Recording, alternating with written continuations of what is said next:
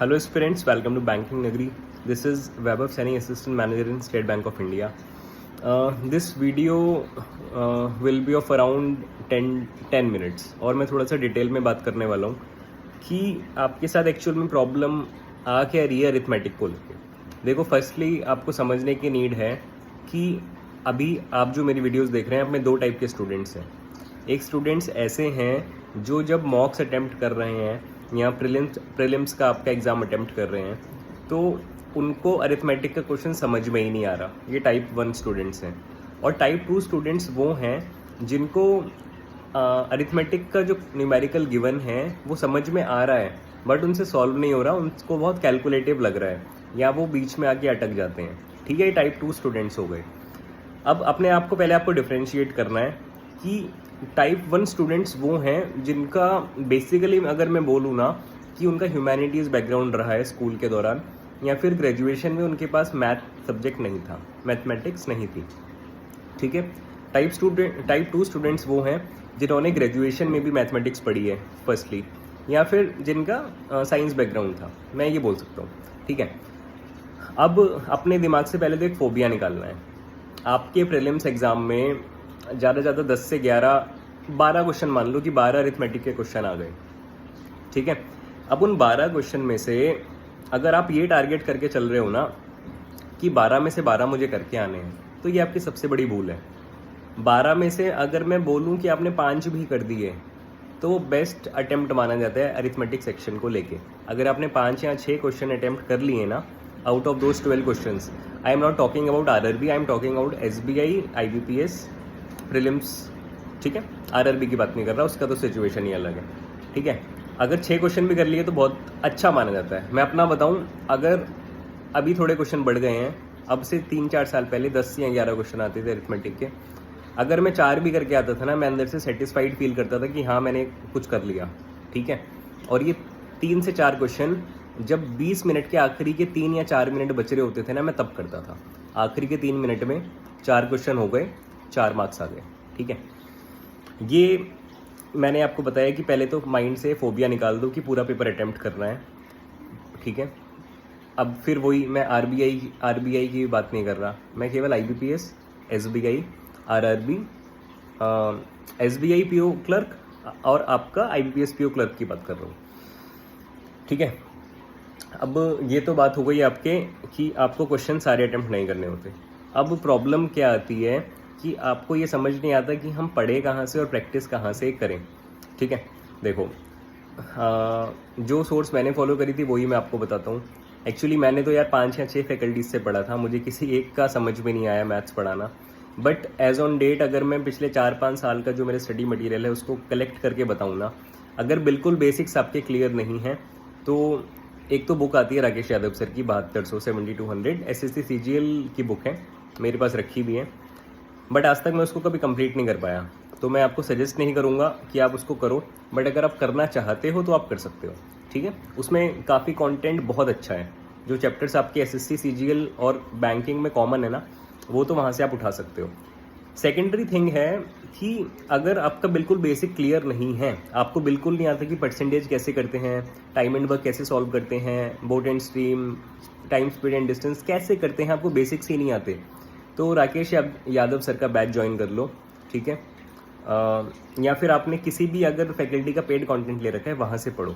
अगर नहीं ले रखा तो राकेश यादव सर का बैच कुछ 999 कुछ में आपको मिल जाएगा, वो ले लो। एक सोर्स अकेली आपके लिए सफिशिएंट रहेगी, आपके सारे बेसिक्स क्लियर हो जाएंगे वहाँ से। ठीक है, ये तो बात हो गई बेसिक्स की। क्योंकि मैं बताऊँ, अगर आप यूट्यूब से पढ़ रहे हो ना, यहाँ तो आपके पास किसी का पेड कंटेंट है तो आपको सब सिस्टमैटिक ऑर्डर में मिल जाएगा। बट अगर आप कर रहे हो यूट्यूब से तो सब टुकड़ों में मिलता है। यहाँ से आपने परसेंटेज किया, फिर उस फैकल्टी का आपको टाइम एंड वर्क नहीं मिल रहा, टाइम एंड वर्क आपने किसी और से किया, तो आपका ना रिदम नहीं बनती, आपको मोमेंटम नहीं बनता। इसलिए मैं बोल रहा हूँ कि उनका बैच आप ले सकते हो। मैं प्रमोशन नहीं कर रहा, ना मुझे कुछ उनको प्रमोट करने के पैसे मिल रहे, बट मैं आपको इसीलिए बता रहा हूँ कि उनका जो पढ़ाने का तरीका है ना, अगर किसी को मैथ का प्लस माइनस भी नहीं करना आता, वो उसको प्लस माइनस तक करना सिखा देते हैं। इस बेसिक लेवल से वो पढ़ाते हैं राकेश यादव सर, तो वो आप ट्राई करके देखना। बाकी ये बात हो गई बेसिक्स की। अब मान के चलो कि आपके बेसिक्स सारे क्लियर हो गए, अब बात आती है कि इसके बाद क्या करना है। इसके बाद आपको 2 स्टेप फॉलो करने हैं। पहला स्टेप तो ये था, जब आपने बेसिक्स अपने क्लियर करे, आपको साथ में नोट्स बना के चलना था।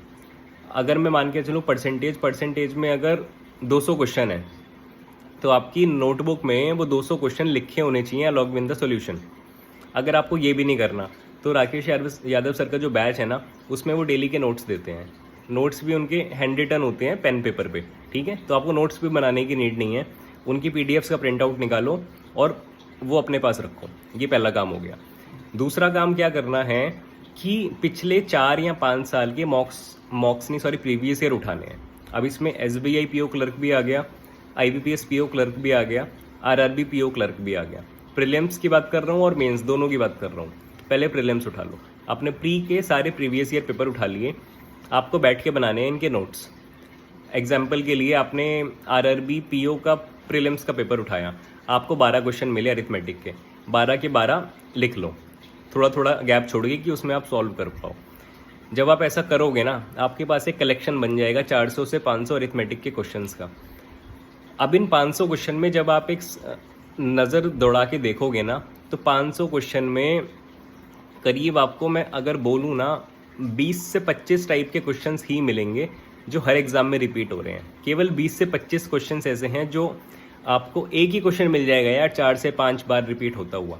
तो आपको खुद देखेगा कि पेपर तो पूरा रिपीट हो रहा है, मैं सही से पढ़ के नहीं जा रहा, बस गलती यहाँ पे हो रही है। क्योंकि अरिथमेटिक के क्वेश्चन कहाँ से बनाएगा यार। अगर मैं बोलूँ टाइम स्पीड एंड डिस्टेंस में 4 फार्मूले हैं, वो 4 फार्मूले आपको याद हैं तो आप क्वेश्चन कर लोगे, ठीक है। टाइम एंड वर्क में तो फार्मूला ही नहीं है, आपको केवल थोड़ा सा बेसिक्स पता होने चाहिए, आप कर लोगे।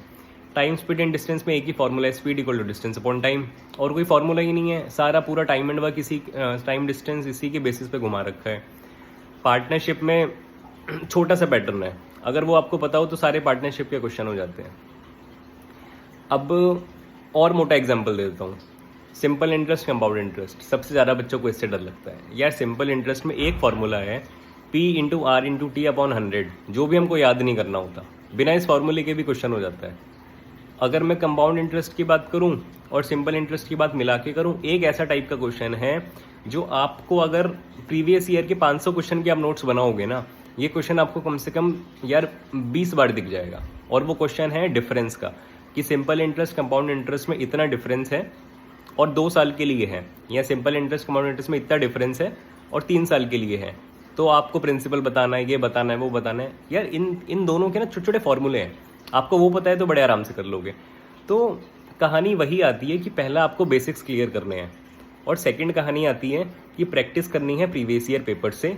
प्रीवियस ईयर पेपर उठाओ, नोट्स बनाओ, उनको मल्टीपल टाइम्स आप रिवाइज कर लो।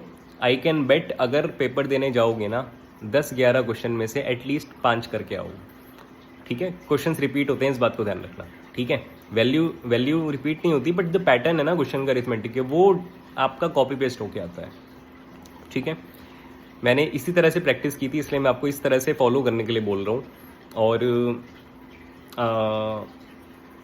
नोट्स बनाना ज़रूरी है अरिथमेटिक में, क्योंकि आपने खुद नोटिस करा होगा, जो स्टूडेंट्स ऐसे हैं जो मेरी बात सुन रहे हैं, अगर आपने सारे चैप्टर्स एक बार कवर कर लिए, आपके बेसिक्स क्लियर हो गए, जब वापस घूम के परसेंटेज पे आओगे ना, तो आपको लगेगा ये तो मैंने पढ़ा ही नहीं, इसको मैं कैसे सॉल्व करूँ। बट अगर आपके खुद की राइटिंग में नोट्स बने हुए होंगे तो आपको रिवीजन करने में बहुत हेल्प मिलती है, ठीक है। अगर टीचर के राइटिंग में होंगे तो थोड़ा सा टाइम ज़्यादा लगता है, इसलिए नोट मेकिंग ज़रूरी है, ठीक है। तो नोट्स आप बना के देखना। बाकी अरिथमेटिक को लेके ये 2-3 चीज़ें ही थी यार, और वो फोबिया अपने दिमाग से निकाल देना है कि मुझे 12 के 12 क्वेश्चन करके आने हैं। जितने आए हैं सारे करके आने हैं। अगर ऐसे करोगे तो नहीं होगा, आपको क्वेश्चन छोड़ के आने हैं, सारे नहीं करके आने। पेपर फिल्टर करके जितने भी आए हैं ना उसके आधे भी कराए तो बहुत बड़ी बात है। अगर उतने भी कर दिए, बाकी सारी मिसलेनियस कर दी, तो प्री क्लियर हो जाता है। मैंने करे हैं इसलिए मैं बता रहा हूँ। और मेंस का भी सेम ही सिचुएशन है। मेंस में तो और हेल्प मिलती है, क्योंकि और कट ऑफ थोड़ी कम जाती है, और आपके पास ऑप्शन होता है कि और क्वेश्चन आप छोड़ के आ सकते हो, ठीक है। तो इसमें केवल हम प्रीलिम्स की बात करते हैं। इसके रिगार्डिंग या इसके अलावा कोई और अरिथमेटिक का डाउट है तो मुझे बताना कमेंट में, I will come back to you, ठीक है। Till then have a nice day, bye bye.